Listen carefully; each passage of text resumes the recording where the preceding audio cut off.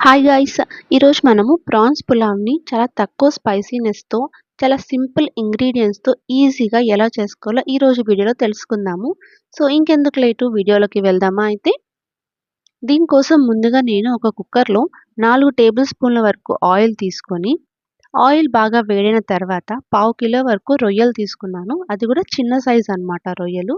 దాటిని ఇలాగ ఆయిల్‌లో నీట్‌గా ఈవెన్‌గా స్ప్రెడ్ చేసుకున్న తర్వాత ఒక అర టీ స్పూన్ ఉప్పు వేసుకొని, అందులో పావు టీ స్పూన్ వరకు పసుపు వేసుకొని అన్నీ కలిసేలాగా ఒకసారి మిక్స్ చేసుకోవాలి.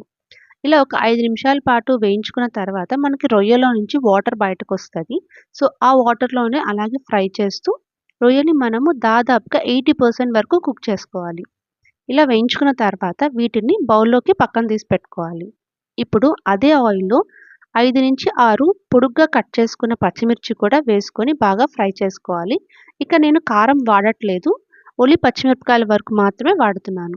సో, ఇలా పచ్చిమిరపకాయలు వేగిన తర్వాత అందులో సన్నగా పొడుగ్గా కట్ చేసుకున్న 2 మీడియం సైజ్ ఆనియన్స్ వేసుకొని, గుప్పెడంతా పుదీనా కూడా వేసుకొని ఆనియన్స్ బాగా మగ్గేంత వరకు ఫ్రై చేసుకోవాలి. చూసారా? ఇలాగ కొంచెం ఎర్రగా అయ్యేంత వరకు ఫ్రై చేసుకున్న తర్వాత, ఇప్పుడు ఇందులో మనము 1:30 టేబుల్ స్పూన్ వరకు అల్లం వెల్లుల్లి పేస్ట్ వేసుకొని, పచ్చి వాసన పోయేంత వరకు ఫ్రై చేసుకోవాలి. ఇలా ఫ్రై అయిన తర్వాత, ఇప్పుడు ఇందులో 2 మీడియం సైజ్ టొమాటోస్‌ని సన్నగా పొడుగ్గా కట్ చేసుకొని, టమాటోస్ అన్నీ బాగా మెత్తగా ఉడికేంత వరకు ఫ్రై చేసుకోవాలి. చూసారా? ఇలా మెత్తగా ఉడికిన తర్వాత, ఇప్పుడు ఇందులో మనము కొంచెం రుచికి సరిపడా ఉప్పు వేసుకొని, ఒకసారి బాగా అన్నీ కలిసేలాగా మిక్స్ చేసుకున్న తర్వాత, ఇప్పుడు ఒక గంట సేపు నానబెట్టుకున్న 2 గ్లాసుల వరకు బాస్మతి రైస్ కూడా వేసుకోవాలి. ఇలా వేసుకున్న తర్వాత, దీంట్లో ఏమైనా కొంచెం వాటర్ ఉన్నా కూడా అవి పోయేంత వరకు మనం రైస్‌ని బాగా ఫ్రై చేసుకోవాలనమాట. సో, ఇది అప్రాక్స్‌గా ఒక 2 మినిట్స్ ఫ్రై చేసుకుంటే సరిపోతది. సో, ఇలా ఫ్రై చేసుకున్న తర్వాత, ఇందాక మనం ఫ్రై చేసి పెట్టుకున్న రొయ్యలు కూడా వేసుకొని, అన్నీ కలిసేలాగా ఒకసారి మిక్స్ చేసుకోవాలి. ఇలా మిక్స్ చేసుకున్న తర్వాత, ఇక నేను 2 గ్లాసులు బియ్యం తీసుకున్నాను కదా!